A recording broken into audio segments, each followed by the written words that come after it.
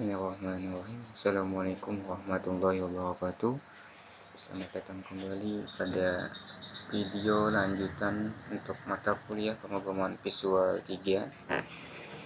Ya, pada kali ini kita akan melanjutkan lagi dari video sebelumnya, yang mana pada video sebelumnya kita sudah berhasil mengambil data JSON dari halaman website yang sudah kita buat. Lalu data tersebut kita tampilkan dalam data grid view. Untuk hasil program yang sudah kita kerjakan, berikut tampil programnya.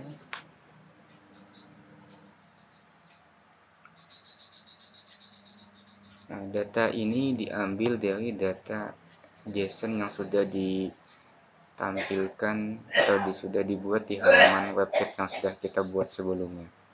Nah, berikut tampilan data JSON.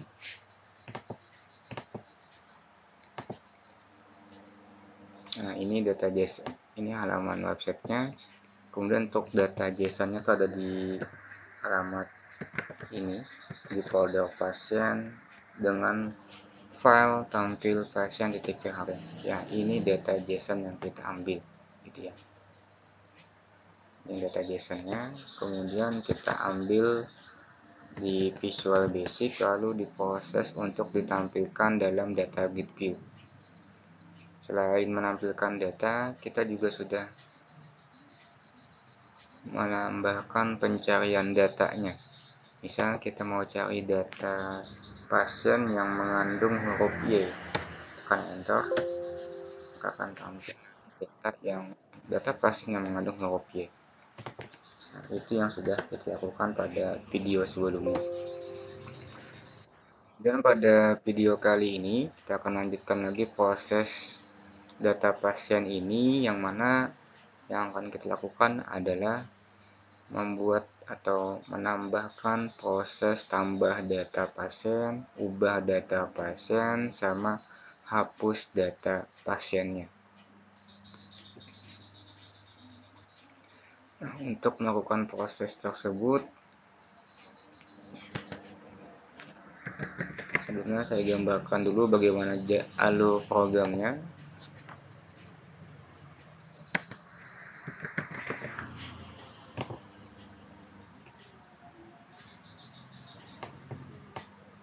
Nah, jadi nanti aplikasi Visual Basic-nya,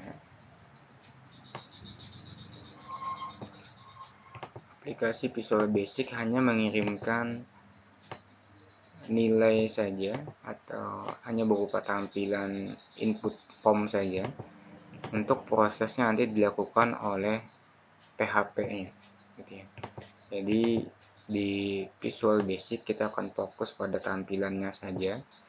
Si Visual Basic akan mengirimkan nilai ke PHP-nya, ke file PHP yang sudah kita tentukan linknya. Nah, contoh di sini ada form untuk input data pasien. Misal di sini ada 3 inputan ya, ada 3 inputan karena inputan yang kita isi adalah nama pasien, alamat, sama golongan darahnya. Untuk ID tidak kita tambahkan karena dia sudah auto increment. Jadi nanti saat kita klik button tambah ini, si Visual Basic akan mengirimkan nilai yang sudah kita input ke halaman PHP yang sudah kita tentukan. Jadi di Visual Basic prosesnya hanya mengirimkan nilai ke PHP. Nah, kalau kalian masih ingat di video sebelumnya, untuk mengirimkan nilai ini, untuk mengirimkan nilai dari PB ke PHP, nah, kita memerlukan variabel. Ya, kalau minggu lalu nama variabelnya value dari kelas system collection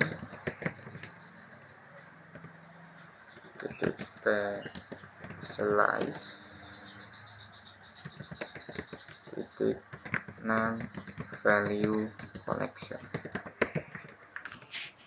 Nah, ini yang Ini adalah variabel yang kita gunakan untuk mengirimkan nilai ke PHP-nya. Sini. Dari variabel value-nya ini. Nah, kemudian untuk mengirimkan nilainya, maka variabel tersebut value titik add, panggil fungsi add. Nah, di fungsi add ada dua nilai. Kemana kita mengirimkan nilainya? Jadi nilai pertama kemana kita mengirimkan nilainya. Nilai kedua adalah apa yang kita kirimkan. Nah, kita mau kirimkan nanti ke PHP dengan nama datanya adalah nama.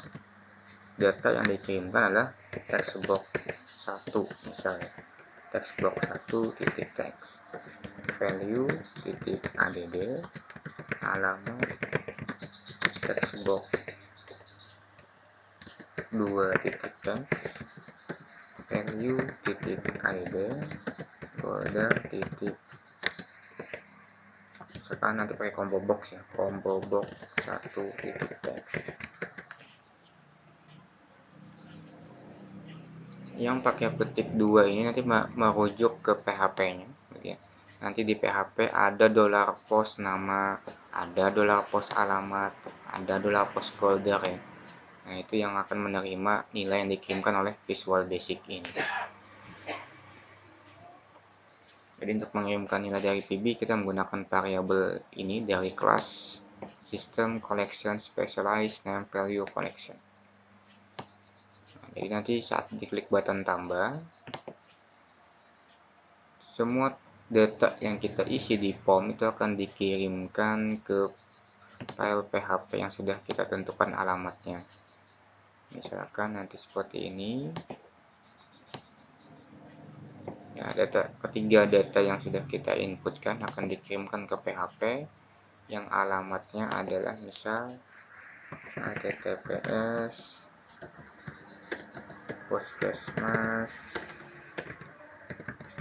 5b 00 webhost.app.com /pasien/tambah pasien titik php. Nah, bisa seperti ini ya. Ini link yang dituju. Jadi inputan itu akan dikirimkan ke link ini. Nah, untuk source code-nya, source code tambah pasiennya. Nah, nanti seperti ini. Nah, tadi si Visual Basic mengirimkan 3 nilai atau 3 nilai dari inputan ke PHP. Nah, untuk PHP-nya agar bisa menerima nilai tersebut, nilai yang dikirimkan tadi, nah, kita bisa tampung dalam satu buah variabel, misalkan $.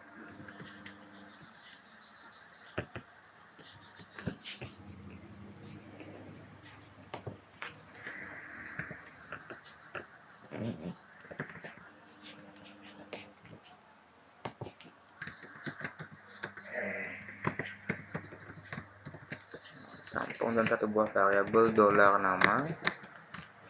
Nah, untuk menerima nilainya, untuk menerima nilai dari PB-nya, nah, kita menggunakan $post nama ya. Nah, nama ini yang merujuk dari PHP-nya. Ini yang nama ini diambil dari sini. Nah, dipastikan sama penulisannya. $alamat sama dengan $post alamat. Kemudian $golder sama dengan $post golder. Nah, jadi seperti ini untuk sisi servernya atau sisi PHP-nya. Untuk menerima nilai yang dikirimkan oleh Visual Basic, kita menggunakan $post ini. Ya. Nah, dari sisi PB, untuk mengirimkan nilainya, dia menggunakan variabel dari kelas ini, lalu ditentukan nilainya menggunakan ini, value.add. Kemana kita mengirimkan nilainya, apa yang kita kirimkan, gitu ya. Seperti itu prosesnya. Nah, kemudian dari sisi PB-nya, itu tadi untuk mengirimkan nilai. Lalu untuk mengoffload nilai yang sudah dikirimkan tadi, untuk mengoffload nilainya, nah, kita gunakan satu variabel lagi, dim, misalkan nama variabelnya web client, as new net titik web client. Nah, ini variabel yang kita gunakan untuk mengoffload nilai yang sudah kita tentukan tadi ya, dari value tadi. Nah, kemudian untuk mengirimkannya atau mengoffloadnya, dari nama variabelnya tadi web client titik offload values.